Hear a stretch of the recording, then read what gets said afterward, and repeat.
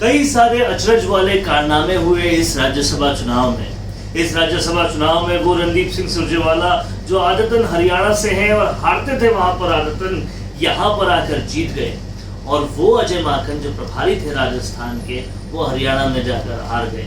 यही नहीं, और भी कई सारे कारनामे हुए। इसलिए इस चुनाव का विश्लेषण होना जरूरी है ताकि आगे क्या असर पड़ेगा ये भी समझ आ जाए। और इसके लिए मेरे साथ हैं राजस्थान की राजनीति के चाणक्य और ex state minister, ex cabinet minister general Rajjit Singh भी। सर, क्या आपकी प्रथम टिप्पणी है इस पूरे सर्कस पर जो हुआ है? नंबर 1, भारतीय जनता पार्टी ने तीसरा उम्मीदवार जब खड़ा कर ही दिया तो गंभीरता से क्यों नहीं लिया? अगर भारतीय जनता पार्टी उन्हें गंभीरता से लेती तो घनश्याम तिवारी को 41 की जगह 43 वोट अलॉट नहीं होते। फिर क्या एक भी वोट लाने के लिए भारतीय जनता पार्टी की पूरी टीम तैयार नहीं थी? क्या एक वोट भी नहीं तोड़ सकती थी? क्या उनको मालूम नहीं था कि ये 11 जो निर्दलीय विधायक हैं, बीटीपी के 2 विधायक, इन लोगों को अशोक गहलोत ने 3.5 साल तक पक्की तरह से पाला पोसा तैयार किया है, इतना ज्यादा अनुग्रहित किया है कि वो कृतज्ञ होना चाहते तो भी नहीं हो सकते थे। तो इसमें यह एक मारवाड़ी में कहावत है, बाप ने मारी मैंड ये बेटा तीरंदाज। वो कहावत इस चुनाव में तय हुई है। अशोक गहलोत और उनके आदमी कहते हैं अशोक गहलोत जी ने कमाल कर दिया। क्या कमाल कर दिया? किसी आदमी को एक सूट का गांठिया मिल जाए और पंसारी की दुकान लगाए, इससे ज्यादा क्या कमाल कर दिया? अरे वो तो तुम्हारे थे ही, तुम्हारे सरकार के भागीदार थे। तो भारतीय जनता पार्टी के 2 वोट भी तोड़ नहीं सके, न कांग्रेस पार्टी का भारतीय जनता पार्टी तोड़ सकी। दोनों पार्टियों के अपने अपने उम्मीदवार तय थे, उनको वोट मिले। अब थर्ड उम्मीदवार को जिताने की जिम्मेदारी उनकी थी, जिन्होंने खड़ा किया। वो फेल हो गए तो हो गए। इसके अंदर आपको मुद्दा पर ताव देने की क्या जरूरत है? इसमें कोई बड़ी बात नहीं हुई है। इस छोटे से चुनाव को लेकर के ये कहा जाता कि गहलोत अपने 11 मित्रों को बाड़ाबंदी में बांध कर रखने में सफल हुए, तो मैं स्वीकार करता। ये कहा जाता कि जिन 11 विधायकों को अशोक गहलोत ने पाला पोसा, उनको बाड़ाबंदी में बंद करके उनका समर्थन प्राप्त कर लिया, तो मैं कहता यस, यू आर राइट। अब इस मामूली सी बात के पीछे हर मंत्री बोलता हमारे लोकप्रिय मुख्यमंत्री। इसमें लोकप्रियता का सवाल कहाँ है? कौन सी लोकप्रियता है? कौन सा चुनाव हुआ है? कौन से पब्लिक में गए हो? कौन से आप जनता में गई नहीं गई? उसी बाड़े के अंदर बैठे हुए विधायकों के साथ खेल किया। विधायकों ने आपकी बात मान ली, भाजपा से टूटे नहीं। भाजपा का 2 आदमी आप तोड़ नहीं पाए, कांग्रेस आपके 2 आदमी तोड़ नहीं पाए, एक पार्टी दोनों का टूट गया। इसके अलावा हुआ क्या है? This election is no mandate, this election is no measurement. ये इलेक्शन किसी की लोकप्रियता का इम्तिहान नहीं है, ये व्यवस्था का इम्तिहान है। जो व्यवस्थापक अशोक गहलोत है, दुनिया जानती है। वो अवरेज करने के मास्टर, अनुग्रहित करने के मास्टर, मुकदमे हटाने के मास्टर, तबादलों की छूट देने के मास्टर, उन सब हथकंडा का प्रयोग करके और वो चुनाव जीत गए। इस चुनाव को मैं एब्सोल्युटली निकम्फू, यूजलेस, इनइफेक्टिव और बोगस चुनाव मानता हूँ। सर, इसकी थोड़ी और डिटेल में अगर जाया जाए और मसलन रमीला खड़िया का मामला देखा जाए, तो रमीला खड़िया बहुत वक्त से कुछ अधिकारियों के ट्रांसफर की मांग कर रही थी, वो नहीं हो रहे थे, लेकिन एकदम से जब चाहिए था वोट तो वो ट्रांसफर भी हो गए। उसके अलावा ट्रांसफरों से रोक भी हट गई। उसके अलावा आप अगर शोभा रानी कुशवाहा का मामला देखें तो वहाँ वो एकदम से बीजेपी के प्रति बहुत ही अगेंस्ट वोकल हो गई। तो कहीं ना कहीं चुनाव के लिए इस हद तक गिर जाना कि कुछ भी कर देंगे, वोट चाहिए ही चाहिए, क्या ये लोकतंत्र का तकाजा है? देखिए, एक बात बहुत स्पष्ट है, कौन गिरा और किसने गिराया इस में आप मत पढ़िए। आप तो ये कहिए कि 11 विधायक कृतज्ञ नहीं थे, अवराइज तो कर ही दिया था इनको। 3 साल से अवराइज हो रहे थे। जिस प्रकार का ट्रांसफरों का व्यापार विधायकों ने किया है ना, शर्मनाक बात है। ऐसा कई एग्जाम्पल हिंदुस्तान में नहीं मिलेगा।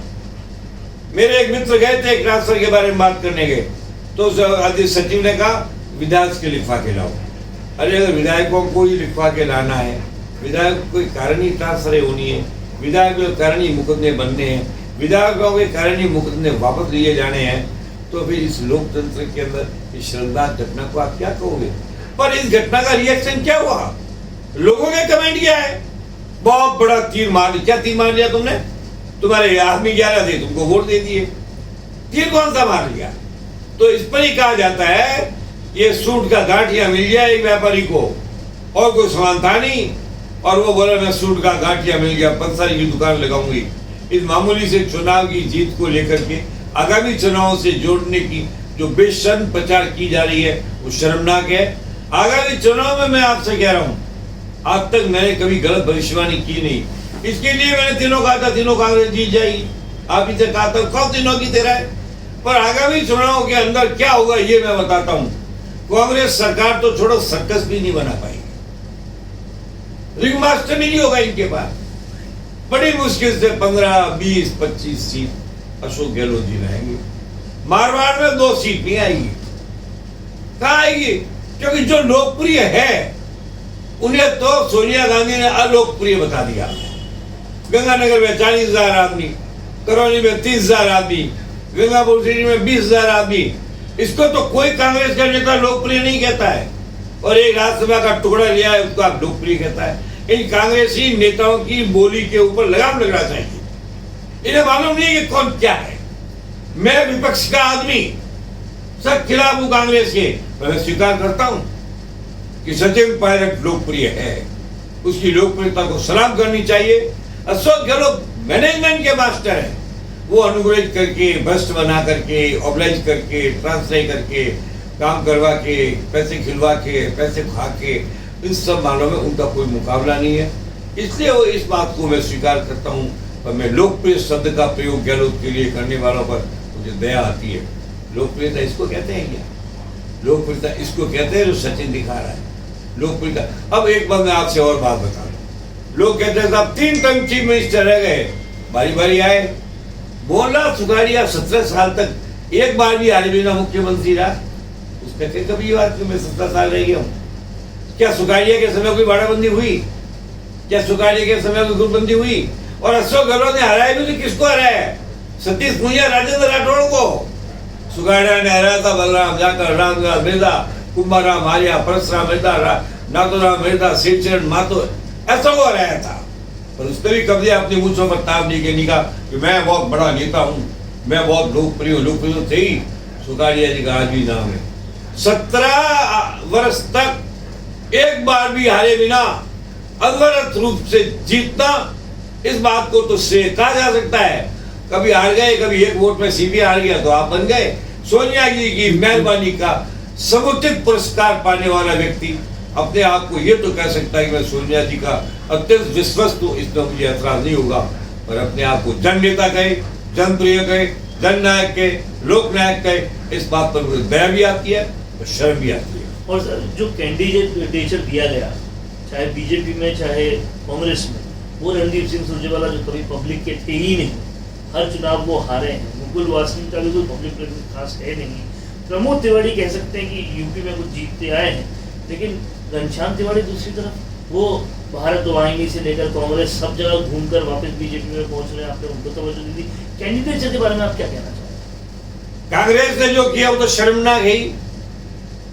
3 परदेसी आइटम लाके डाल दिए। अब ये तो ऐसी अजीबोगरीब घटना हुई है कि इस पर कोई कमेंट करना ही ठीक नहीं है। जहां तक उम्मीदवारों का सवाल है, उनका अपना सोच है। वे इन उम्मीदवारों को राजस्थान का अगर न होते हुए इनको टिकट दिया गया, इस पर मुझे दया आती है। लेकिन अगर ये राजस्थान के अलावा अपनी अपनी स्टेट के अंदर उम्मीदवार बनते तो मैं कहता है गुड चॉइस, पर ऐसा हुआ नहीं। अब रहा घनश्याम तिवारी का। घनश्याम तिवारी एक बहुत सीजन्ड और हारे हुए आदमी है, पुराने आदमी है, बुरी तरह से पराजित आदमी है, बहुत परेशान थे, सांस नहीं आ रही थी। 16 साल तक ये जंगल में बनवास में बैठे हुए थे। क्या पता कैसा कौन सा चमत्कार हुआ कि विधानसभा में हारने के बावजूद उन्हें टिकट दे दिया। मैं तो पहले ही जानता घनश्याम जीतेगा, और मैंने उनको चुनाव के 3 दिन पहले बधाई दी। मगर घनश्याम एक जबरदस्त भाजपा का स्तंभ 20 साल तक रहा है, इसे आप नजरअंदाज नहीं कर सकते। पर इसका असर कुछ भी नहीं होगा। बन जाएंगे मंत्री। मंत्री बहुत बनते हैं। मोदी जी तो मजाकियों को मंत्री बना देते हैं, जिसको चाहते सर पे हाथ धरा देते हैं, जिसको चाहते तो टोपी पहना देते हैं, जिसको चाहते बुलबुल उड़ा देते हैं। ये भारतीय जनता पार्टी के नियुक्तों का महत्व जीरो है। उसी जीरो महत्व का लाभ घनश्याम को मिलकर मंत्री बन सकता है, कोई बुराई नहीं है इसके अंदर। या कैलाश बन सकता है, अर्जुन मेघवाल बन सकता है, गजेंद्र शेखावत, तो घनश्याम क्यों नहीं बन सकता? मगर टिकट देने का जो जस्टिफिकेशन किया जा रहा है वो स्पष्ट बोलना चाहिए कि ये 20 साल 25 साल पहले तपस्या की थी और उसके बाद में ये शीश समाधि में चले गए थे। जब 20 साल बाद शीश समाधि से उठे, इन्हें पुरस्कार दे दिया गया।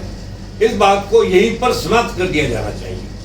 तो ये है चंद्रजीत सिंह भी, जिनका साफ तौर पे कहना है कि इस इलेक्शन का आगे जो वाहवाही लूटने के लिए काम किया जा रहा है वो पूरी तरह से बिल्कुल भी उसका कोई मतलब नहीं है। उनका साफ साफ ये भी बता दिया कि अगले चुनाव में क्या रिजल्ट रह सकते हैं। कैमरामैन राजकिरण के साथ वरुण भंसाली, राजस्थान संवाद के लिए। ई कॉमर्स बिजनेस करने का मन तो बना लिया, लेकिन प्रोडक्ट्स के जो दाम Amazon और Google पर नजर आ रहे हैं उससे कम में प्रोडक्ट्स मिलना मुश्किल लग रहा है। ये और ऐसी कई सारी मुश्किलों को चलो चुटकी में आसान बनाते हैं। चलो आज आपको deodep.com से मिलवाते हैं, जहां आप बिना बल्क परचेज किए पा सकते हैं दूसरी ऑनलाइन वेबसाइट से आधे दाम पर सामान। और डिओडेप के पास इतना स्टॉक है कि आपकी डिमांड खत्म हो सकती है, पर उनका स्टॉक नहीं। इसी के साथ आपकी हर समस्या का तुरंत समाधान करने के लिए जबरदस्त कस्टमर सपोर्ट टीम।